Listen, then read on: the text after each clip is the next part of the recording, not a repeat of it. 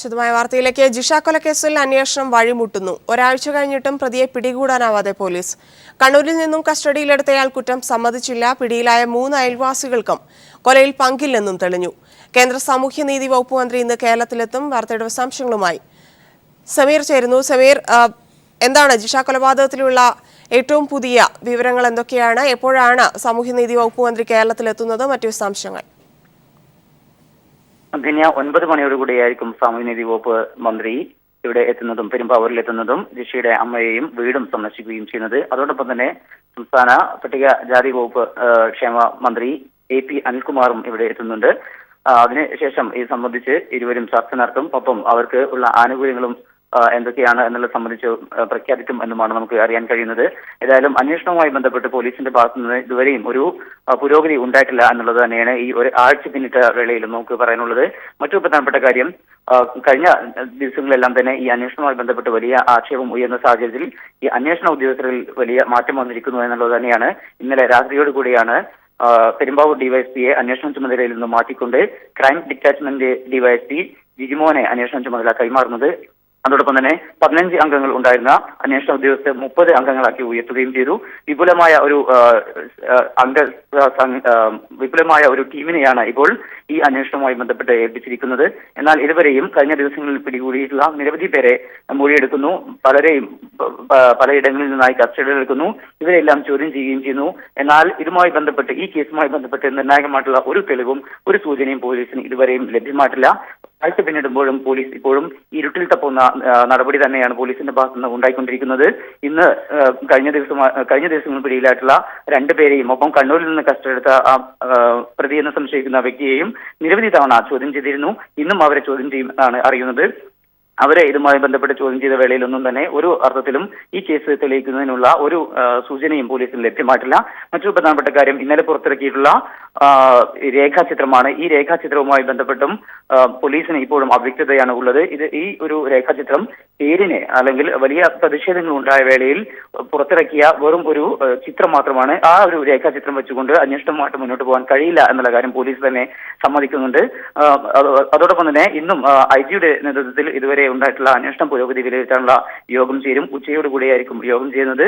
കൂടുതൽ പേരെ കസ്റ്റഡിയിലെടുക്കുമെന്നും ചോദ്യം ചെയ്യുമെന്നും പോലീസ് പറയുമ്പോഴും ഇതുവരെ ഈ ഒരാഴ്ചക്കിടയിൽ നിരവധി പേരെ 100ഓളം പേരെയാണ് പോലീസ് മൊഴിയെടുപ്പിനായി വിവിധ ഇടങ്ങളിൽ നിന്ന് അയൽവാസികളും ബന്ധുക്കളുമായിട്ടുള്ള നിരവധി പേരെ 100ഓളം പേരെ എന്ന് പോലീസ് തന്നെ സമ്മതിക്കുന്നു. ഈ 100ഓളം പേരെ മൊഴിയെടുത്തതിൽ നിന്നോ 25ഓളം പേരെ കസ്റ്റഡിയിലെടുക്കുകയും ചെയ്തിരുന്നു. ഈ 25 പേരെ കസ്റ്റഡിയിലെടുത്ത് നിരന്തരം ചോദ്യം ചെയ്യുകയും ചെയ്യുന്നു. എന്നാൽ ഇതുവരെയും അത് സംബന്ധിച്ച് ഈ തെളിവുകളിലേക്ക് ഈ കേസിന്റെ നിർണായകമായിട്ടുള്ള അന്വേഷണ വഴിത്തിരിവിലേക്ക് ഒതുങ്ങുന്ന ഒരു സൂചനയും പോലീസിന് ഇതുവരെയും ലഭ്യമായിട്ടില്ല.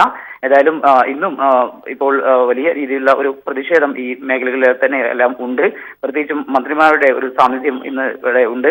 കേന്ദ്രമന്ത്രിയുടെയും സംസ്ഥാന മന്ത്രിയുടെയും സാന്നിധ്യമുണ്ട്. അതുകൊണ്ട് തന്നെ ഇവിടെ വിപുലമായിട്ടുള്ള പോലീസിനെ നിർത്തിക്കൊണ്ട് പ്രതിഷേധങ്ങളെ മാറ്റി നിർത്താൻ ഒരു ശ്രമമാണ് ഇപ്പോൾ നടന്നുകൊണ്ടിരിക്കുന്നത്. ഏതായാലും 9 മണിയോടുകൂടിയായിരിക്കും കേന്ദ്രമന്ത്രി എത്തുന്നത്. തുടർന്ന് സംസ്ഥാന പട്ടികജാതി ക്ഷേമ വകുപ്പ് മന്ത്രിയും എത്തുന്നുണ്ട്. ധന്യ.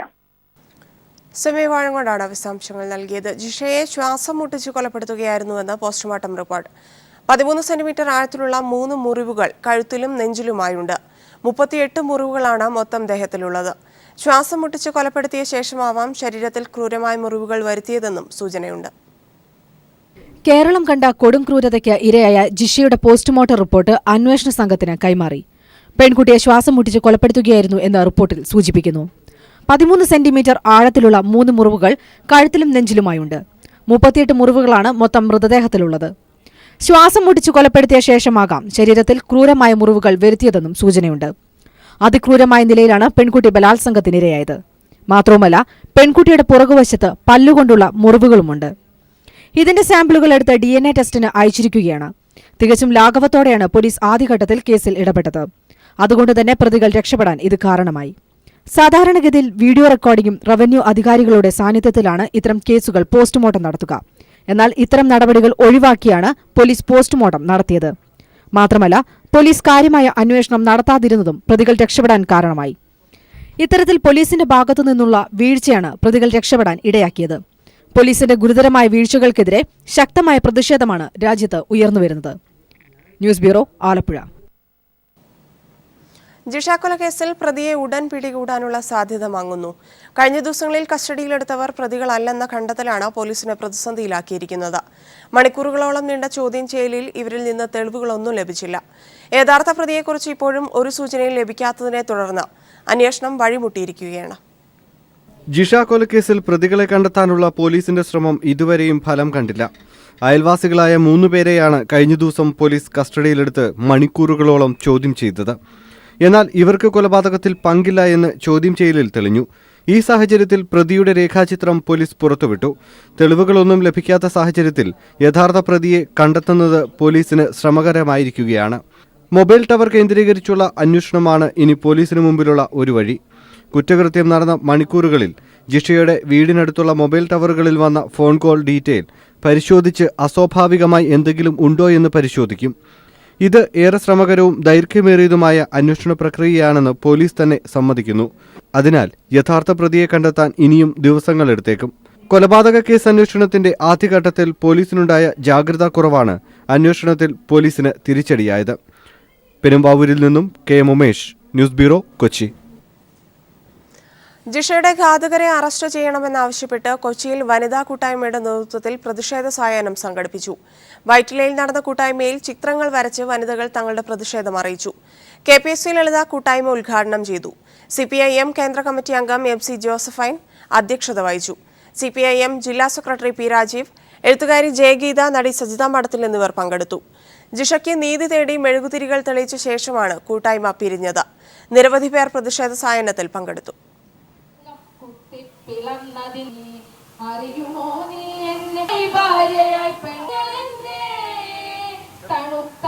ഒരു കുഞ്ഞു ജനവുമായി വരി നിൽക്കും അമ്മയായി, പല കാലമായി അമർന്നിരിയുന്ന തീയുമായി അറിയുമോ. ജസ്റ്റിസ് ഫോർ ജിഷ എന്ന ഹാഷ്ടാഗിൽ ഇരയ്ക്കുവേണ്ടി നിലയ്ക്കാതെ ശബ്ദിച്ച കൈരളി TV ജിഷയുടെ ഓർമ്മകൾക്ക് ശ്രദ്ധാഞ്ജലി അർപ്പിച്ചു. നീതിക്കൊരു തിരുനാളം എന്ന് പേരിട്ട പ്രതിഷേധ പരിപാടിയിലൂടെയാണ് ജിഷയ്ക്കായി കൈരളി TV പ്രവർത്തകർ സെക്രട്ടേറിയറ്റിന് മുന്നിൽ ഒത്തുചേർന്നത്. നീതിയുടെ തിരുനാളങ്ങൾ കെട്ടുപോകുന്ന കാലത്ത് പ്രത്യാശയുടെ നേർത്ത വെട്ടം കത്തിച്ചു വെക്കുകയായിരുന്നു കൈരളിയുടെ പ്രവർത്തകർ.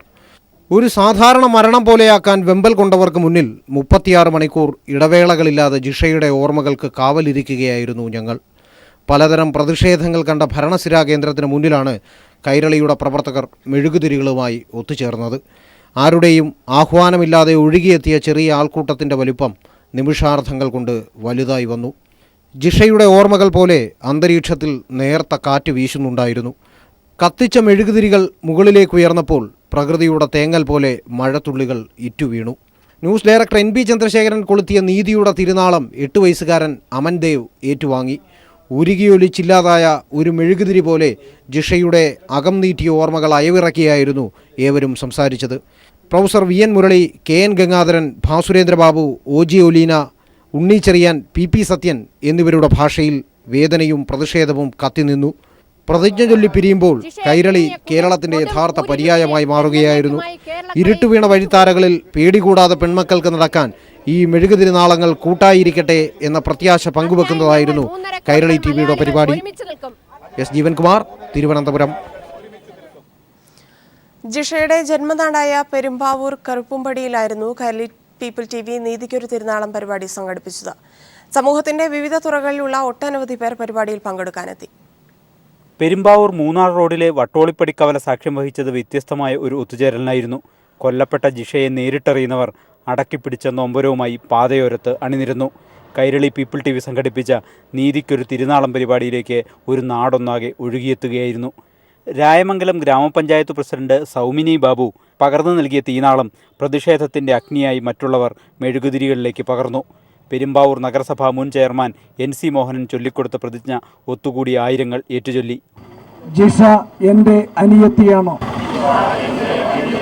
ചേച്ചിയാണോ? മകളാണോ? ഇത് ഞാൻ തിരിച്ചറിയുന്നു. പെരുമ്പാവൂർ MLA സാജു പോൾ ഉൾപ്പെടെ ഒട്ടേറെ പ്രമുഖർ പരിപാടിയിൽ അണിനിരന്നു. സംസ്ഥാന പാതയോരത്ത് 1 കിലോമീറ്ററോളം ദൈർഘ്യത്തിൽ അണിനിരന്നവർ ഒരു നാടിൻ്റെ ഒന്നാകെ നൊമ്പരവും പ്രതിഷേധവുമാണ് വിളിച്ചു പറഞ്ഞത്. News bureau, Kochi. ജിഷയുടെ നീതിക്ക് ഐക്യദാർഢ്യം പ്രഖ്യാപിച്ചുകൊണ്ട് പീപ്പിൾ ടി വി സംഘടിപ്പിച്ച നീതിക്കൊരു തിരുനാളം പരിപാടിയിൽ നിരവധി പേരാണ് അണിചേർന്നത്. കോഴിക്കോട് കടപ്പുറത്ത് നടന്ന ചടങ്ങിലും കവി PK ഗോപി പ്രതിജ്ഞാവാചകം ചൊല്ലിക്കൊടുത്തു.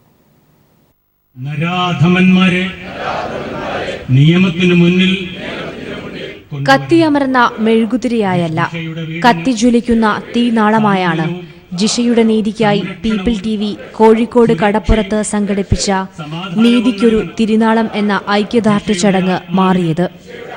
കോഴിക്കോടിന്റെ കടപ്പുറത്ത് ഉയർന്നുപൊങ്ങിയ പ്രതിഷേധത്തിന്റെ മെഴുകുതിരി വെട്ടം ഇനിയൊരു ജിഷയും ഇവിടെ പിറക്കില്ലേ എന്ന് വിളിച്ചു പറയുന്നുണ്ടായിരുന്നു. നൂറുകണക്കിന് പേരാണ് പീപ്പിളിന്റെ നീതിക്കൊരു തിരുനാളം എന്ന പ്രതിജ്ഞ ചൊല്ലൽ ചടങ്ങിൽ എത്തിച്ചേർന്നത്. കവി PK ഗോപി ചൊല്ലിക്കൊടുത്ത പ്രതിജ്ഞാവാചകം മെഴുകുതിരി തെളിച്ചുകൊണ്ട് ചുറ്റുമുള്ളവർ ഏറ്റുപറഞ്ഞപ്പോൾ കാറ്റിനെയും അവ മറികടന്നു. കോഴിക്കോട് കടപ്പുറത്തെ ഓരോ മണൽത്തരയും അവ ഏറ്റുചൊല്ലുന്നുണ്ടായിരുന്നു.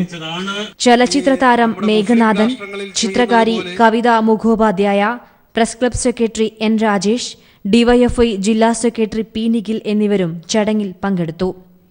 Kozhikode bureau chief PV Kuttan സ്വാഗതവും പറഞ്ഞു.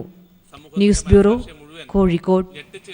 മെഡിക്കൽ ഡെന്റൽ ബിരുദ പ്രവേശനത്തിനായുള്ള നീറ്റ് പരീക്ഷാ ഉത്തരവിനെതിരെ കേരളം ഉൾപ്പെടെയുള്ള സംസ്ഥാനങ്ങൾ സമർപ്പിച്ച ഹർജികൾ സുപ്രീംകോടതി ഇന്ന് പരിഗണിക്കും.